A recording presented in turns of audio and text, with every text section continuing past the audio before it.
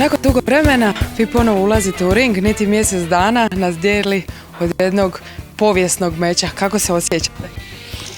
Pa ja onako uvijek treniram rekreativno, nije to toliko ozbiljno, možda ću sam malo pojačati tempo. Čabo je zaželja to, ja sam tu da prihvatim to, tako da to će biti više jedan prijateljski, a ne rivalski meč. Jedan ovakav meč trebao je prije dugo godina biti organiziran, nije se uspjelo to organizirati, evo sad napokon je došlo do toga. Je li ima nekakve treme, je li ima uzbuđenja ili toga više nema? Pa trema je bila davno na početku karijere kad sam bio amater, a kasnije to ide sa normalno, uvijek ima neka trema, neka napetost, ali to je jedna normalna pozitivna trema, nije to ništa strah i nešto drugo.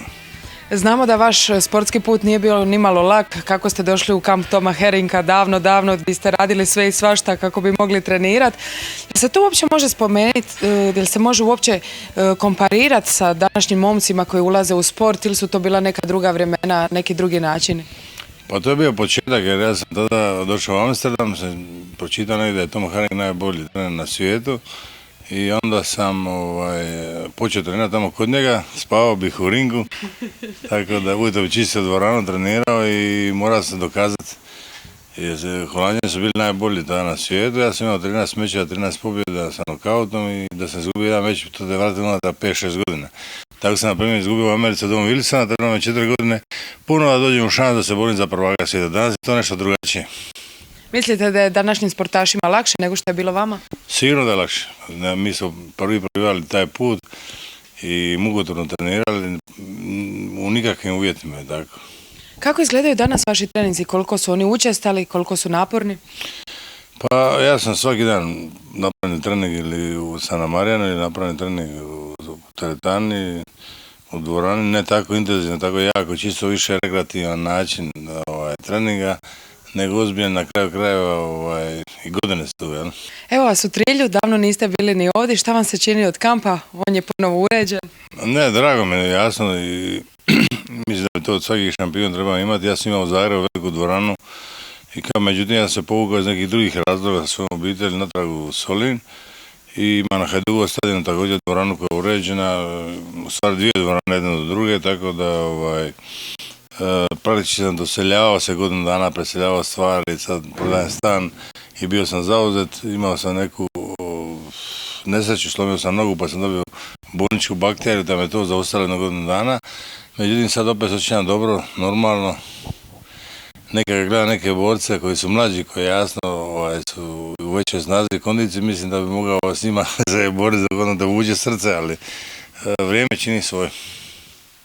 I meni će biti zadovoljstvo, jer ja sam imao recimo u Tokiju meč Ojađi Battle, ili to se zove borba veterana, gdje sam imao meč protiv prvaka svijeta u Kyokushinkai i karateu. Meč je proglašen neriješeno, neću sad komentirati to, ali ipak dokada još borac ima koji se bore, evo Dom Wilson koji će doći isto također na priredbu u Splitu u 8. mjesec, on će imati također egzibicijni meč. Čak su mene predlagali, pa sad će baš vidjeti ovo, prije ćemo ja i Čabo odraditi svoje. Pa neka on krene dalje što ima namjeru, ja nemam namjeru više možda. Ja ne egzibicijski meč sa Dom Wilsonom i to je to. Da li se možda vidite sebe u nekim trenerskim vodama? Pa ja sam završio fakultet, magistrirao sam na fakultetu K1 sport i sada upisujem doktorat na talijanskog boksa, tako da mislim da će taj doktorat već je pri kraju pisanja doktorata, ali još imat možda treće 2 godine dok završim taj postdiplomski studij i taj doktorat, to će trebati 2 godine i polaganje određenih ispita i priprema mog doktorskog rada koji će morati obraniti pred profesorima fakulteta u Splitu i bit će tu i profesor doktor Sončaj koji je doći iz Bangkoka, on je profesor na univerzitetu u Bangkoku, pošto to njima je nacionalni sport. Što možemo očekivati 3.8. u velikoj dvorani Gripe? Pa sad prvi put da će biti 3.8. ja sam će biti malo kasnije, ali bit će sigurno atraktivna borba i mnogi će moći naučiti od nas nešto, i od Marinka i od mene. I prihvati neke stvari koje možda nisu znali i ipak je za nas veliko iskustvo, puno mečeva, tako da nećemo mi prikazati nakon eksplozivnu borbu brzo kao što su bili mladi, jel? I žestoku, ali bit će sigurno kvalitetno i moće pripomoći i mlađim generacijama. Ko će pobijediti? Pa pobjeda nije bitno. Ja sam pravići se pregledao sa karijerom, Marinko još ima ambicija meći sa Filipovićem i tako dalje. Ja ću mu dati tu savjet, jer on treba samo oštro pogledat o Filipoviću, onda će biti već u prednosti. Jel? Veliki neprijatelji u ringu, ali zato veliki prijatelji u privatnom životu. Branko Cikatić danas je došao ovdje u Trilj, u vaš kamp, da bude vaš gost, a sve to u susret velike borbe koja se održava 3.8. u Velikoj dvorani Gripe. Šta nas očekuje u Velikoj dvorani? Pa ja najprvo se vam zahvaljivam na svemu ovomu i što nas pratite i podržajete. A što se tiče samoga meča 3.8. u Velikoj dvorani, smatram da će to biti meč, pravi meč i kako sam naziv nosi, meč legendi. Znači, mladi će moći tu vidjeti nešto što možda još i nisu vidjeli, moći naučiti mnoge udarce koje nisu vidjeli, vidjet će ogromno iskustvo dva stara Vuka koja su toliko prošli kroz život, sve uzeli svjetske titule, ujedinili, postali, tako rekao, šampioni na šampionima i danas, nakon toliko vremena, evo, to mi je jedan od najdražih dana, čak nisam tada imao ni ovu kuću, živio sam tamo u staroj kući sa pokojnom materom i to, napravio sam kamp i to, nakon toliko godina smo i Branko ponovo sprijatelji se, sastali se, sport nas je ponovo ujedinio, razišli smo se, bili smo veliki prijatelji kao braća, kasnije smo bili veliki neprijatelji i sve skupa, ipak je to život i moramo shvatiti da u tom životu, a posebno u sportu, dvili se i dobro i zlo. Nije mala stvar ovaj meč, kako se osjećate, puno je emocija tu. Pa puno je emocija i što je najvažnije, ja sam čovjek koji sam nokautijer, koji sam u zadnji 73 meča, 73 nokauta, tako rekući ne znam šta je to biti, kako mislim onaj meč prijateljski, onaj meč bez nokauta, onaj to, tako da smatram da će meč sigurno biti krvav, jer što se tiče ovoga meča nije samo meni put Cikatić, želi njega pobijediti po svaku cijenu, iako smo kažemo Belgibe, ali iza toga slijedi mi borba sigurno koju želi i koji želi nokautirati, a to je Filipović. Jeste li već kontaktirali sa Mirkom? A Mirko sve zna, lukav je on borac, ima oko sebe lukav je tim, nije on kao mi smo drugačiji, on ima tim koji ovo sve prati, znaju oni sve, sami će on to zvat, a ja sam siguran da ako dođe do toga meča, da će to biti meč isto. Ovo je meč legendi, ovo je meč mojega života i ja ovaj meč sada veliku pozornost bacam na ovaj meč, a šta će biti kasnije, to je samo pitanje dana i želim ga sigurno ću nokautirati Filipovića.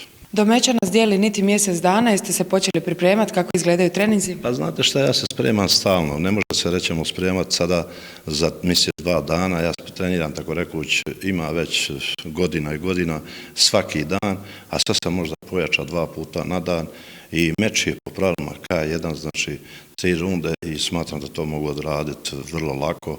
Evo, ako sigurno moj krošaj pogodi, bit će nokaut, ako ne pogodi, opet će biti dobro i neka meč završi i neka ljudi vide ono što nisu možda još vidjeli. Mnogi sumnjaju u nas da mi ne moramo raditi, vidimo danas kakve mečeve rade, ne mogu izdržati ni rundu odmah. Šta ja ne mogu zamisliti kakvi su to borci, od jednog udarca padaju i više se ne dižu, vi znate da su prije borce tukli po 15 rundi, pa su padali, dizali se, mislim da smo ja i Cikati taki i da ćemo odraditi kvalitetan meč. Želim ga pobijediti, ako ga ne pobijedim, opet sve u redu, to je sve sport. Osim meča legendi koji će biti spektakularan, što će svi posjetitelji Velike dvorane moći vidjeti, očekuje nas i bogat zabavni program.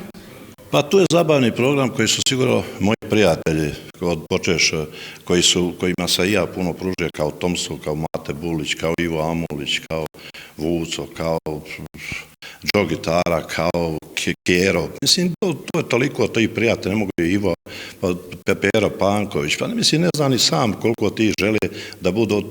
To je uglavnom, nije to samo meč, to je skup i sportaša i glazbenika, ali to je ujedno i ti glazbenici su legende, znači ko nastupi, mi nećemo dozvoliti da nastupaju tu neki i pjevači i borci koji ne spadaju u tu vrstu po taj meč, kako sam naziv ima, meč legendi.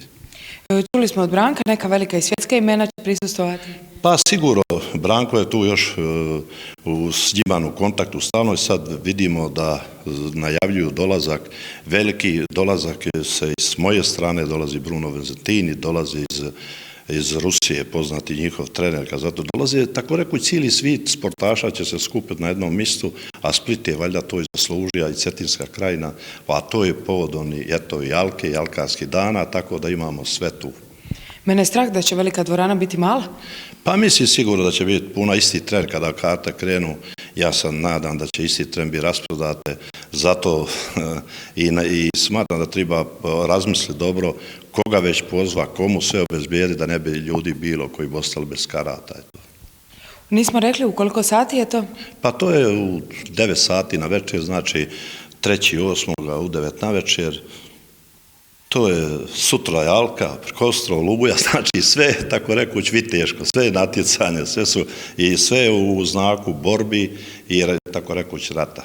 Dođite 3.8. u dvoranu Veliku na Gripama i vidjet ćete spektakl, neće vam biti žao.